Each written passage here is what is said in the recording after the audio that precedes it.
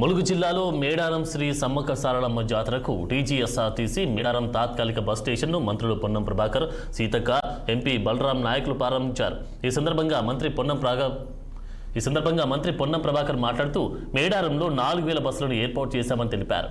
మేడారం మహాజాతరలో శాశ్వత టీజీఎస్ఆర్టీసీ బస్టాండ్ను ఏర్పాటు చేస్తామని, ఇక 50 క్యూ లైన్లను ఒకేసారి 20,000 మంది ప్రయాణికులు ప్రయాణం చేసేలా ఏర్పాటు చేశామని తెలిపారు.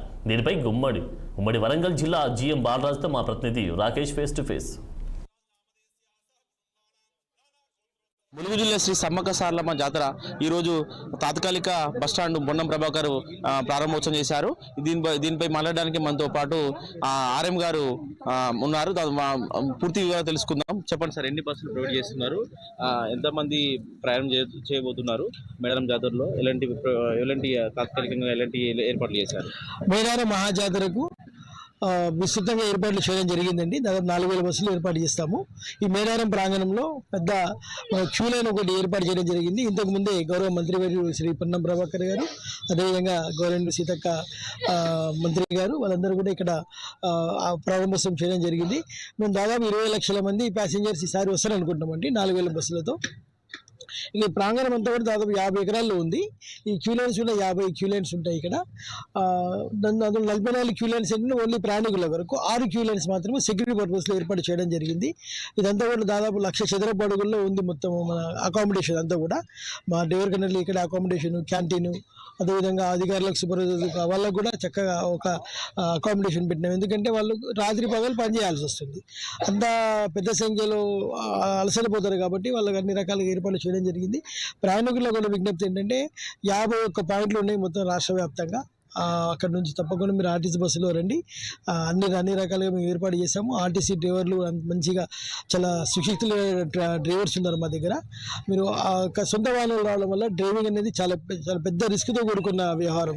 లక్షలాది వాహనాలు ఉంటాయి, అందులో ఇబ్బందికర పరిస్థితి ఉంటుంది. కాబట్టి మీరు తప్పకుండా ఆర్టీసీ బస్సును ఆదరించండి, సురక్షితంగా మేము గమనించడానికి చేరండి. ముఖ్యంగా మనకు అమ్మవారి ప్రాంగణానికి చాలా దగ్గరగా ఉంది బస్ స్టాండ్. ఇది పెద్ద ఎక్కువ దూరం లేదు, జస్ట్ నడుచుకుంటూ వెళ్ళిపోవచ్చు. అదే ప్రైవేట్ వాహనాలు దూరంగా ఎక్కడో ఉండాల్సి వస్తుంది, 5-6 కిలోమీటర్ల అవతల.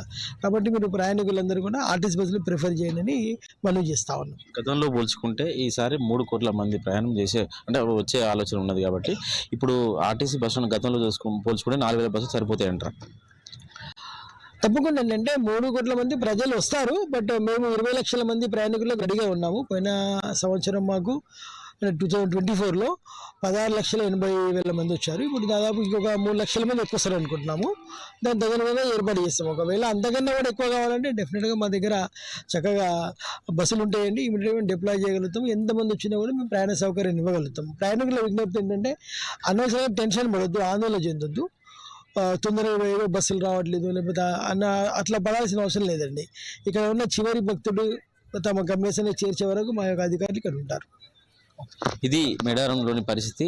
అయితే దాదాపుగా 3 కోట్ల మంది ప్రయాణికులు మేడారం చేరనున్నారు. దీంతో పాటు 20 లక్షల మంది ఆర్టీసీ సౌకర్యం వాడుకొని ఉన్నారు. కెమెరా పర్సన్ సతీష్తో రాకేష్, 6 టీవీ, ములుగు జిల్లా.